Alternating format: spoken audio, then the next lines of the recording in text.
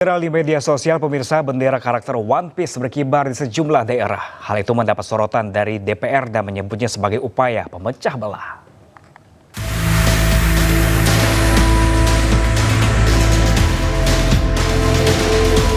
Viral di media sosial, bendera karakter bajak laut dari manga One Piece berkibar di sejumlah daerah. Dari atap rumah warga hingga kendaraan di jalan raya. Fenomena ini lantas dikaitkan dengan ekspresi kekecewaan warga terhadap kondisi bangsa Indonesia saat ini. Meski belum terkonfirmasi apa motivasi warga yang memasang bendera One Piece tersebut, namun DPR menafsirkannya sebagai upaya memecah belah jelang peringatan HUT ke-80 Indonesia bulan Agustus ini. Ya, kita juga mendeteksi dan juga dapat masukan dari lembaga-lembaga pengamanan dan intelijen. Memang ada upaya-upaya yang namanya untuk memecah belah persatuan dan kesatuan bangsa. Himbauan saya kepada seluruh anak bangsa, mari kita bersatu. Justru kita harus bersama lawan hal-hal seperti itu. Tafsiran itu memang bukan tanpa dasar. Pasalnya di media sosial ada warganet yang mengaitkan bendera One Piece sebagai simbol kritik sosial dan politik yang ada di Indonesia. Padahal simbol-simbol manga One Piece memiliki makna yang dalam bagi para penggemarnya. Dalam cerita di dunia One Piece mengandung makna positif tentang pertemanan, kesetiaan, cita-cita, dan kebebasan berekspresi. Namun, makna bendera One Piece itu terdegradasi akibat postingan beberapa warganet yang menarasikannya dengan konotasi yang cenderung tendensius dan bernuansa negatif. Jika demikian, lantas apa yang salah dari karakter manga? Benderanya atau oknum yang menggunakannya untuk tujuan memecah belah? Warga berharap pemerintah bijaksana. Tim Liputan iNews melaporkan. Tidak hanya warga biasa, rupanya Presiden Prabowo Subianto dan Wapres Gibran Rakabuming Raka mengaku menonton animasi One Piece. Animasi asal Jepang ini kini tengah ramai dibicarakan sejak banyaknya warga yang mengibarkan bendera One Piece jelang perayaan kemerdekaan RI. Pak, Bapak tahu One Piece nggak Pak? One Piece. Kartun apa ya, anime. Anime ya, anime. Ya, tapi saya nggak terlalu mengikuti. Pak Prabowo tahu One Piece. Tapi nggak terlalu. Siapa sangka ternyata Presiden Prabowo Subianto penonton animasi One Piece. Walaupun tidak terlalu mengikutinya, kepada pesohor Bayu Skak, Prabowo mengaku mengetahui anime buatan Jepang itu. Tidak hanya Prabowo, mantan Cawapres 2024 Anies Baswedan juga mengaku penonton setia One Piece. Anies bahkan pernah mengunggah kebersamaan bersama keluarga sambil menonton serial Jepang itu. Lain Anies, lain Sri Mulyani. Menteri Keuangan itu mengaku menyukai karakter Monkey D. Luffy, tokoh utama dalam serial populer itu. Sri Mulyani bahkan pernah meniru gaya Luffy dengan topi jerami berpita merahnya yang khas.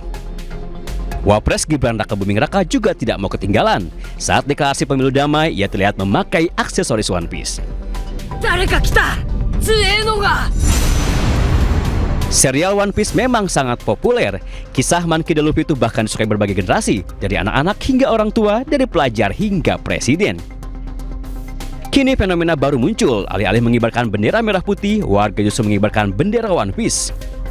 Anggota Komisi 3 DPR RI Firman Subiagio menilai fenomena ini berbahaya karena akan menimbulkan konflik politik. Ini bisa menimbulkan masalah ketika tidak ada edukasi tentang One Piece ini. Oleh karena itu ini bisa menimbulkan hal-hal yang negatif dan bisa menimbulkan konflik politik. Nah, oleh karena itu ini harus menjadi perhatian kepada aparat penegak hukum.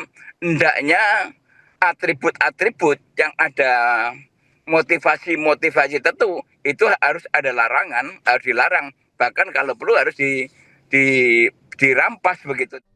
Lewat karya animasi, tentunya tidak hanya politikus yang bisa menggunakannya untuk kepentingan politik. Selama tidak melanggar hukum, rakyat pun bisa menggunakannya untuk menyampaikan aspirasi mereka. Tim Liputan iNews melaporkan. Pemirsa, pemasangan bendera animasi asal Jepang One Piece tengah menjadi polemik di tengah masyarakat. Lalu apa tanggapan warga terkait maraknya bendera tersebut? Berikut informasinya. Pendapatnya mungkin karena sekarang ini di bulan Agustus, bulan kemerdekaan Indonesia, mungkin untuk saat ini mengibarkan bendera One Piece itu menurut saya kurang cocok.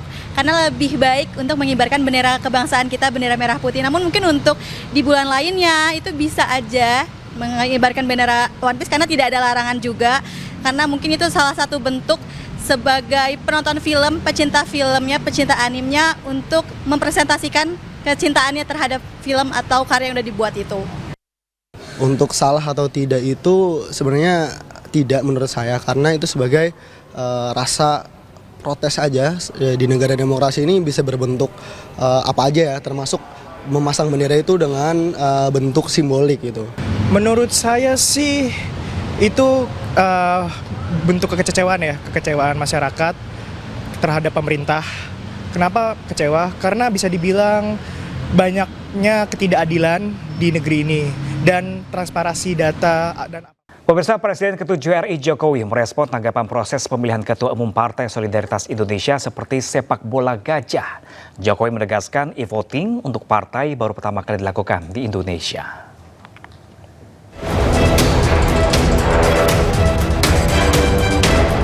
Presiden RI ke-7 Joko Widodo akhirnya menanggapi pernyataan politisi PDIP Guntur Romli yang mengemukakan bahwa hasil pemilihan Ketua Umum PSI yang dimenangkan oleh Kaisang Pangarep sama seperti yang telah diperkirakan sebelumnya. Menurut Jokowi, mekanisme e-voting baru pertama kali digunakan dalam pemilihan Ketua Umum partai, sehingga wajar jika masih ada kekurangan. Ya ini kan e-voting, voting online pertama untuk partai di Indonesia ya. Jadi kalau masih ada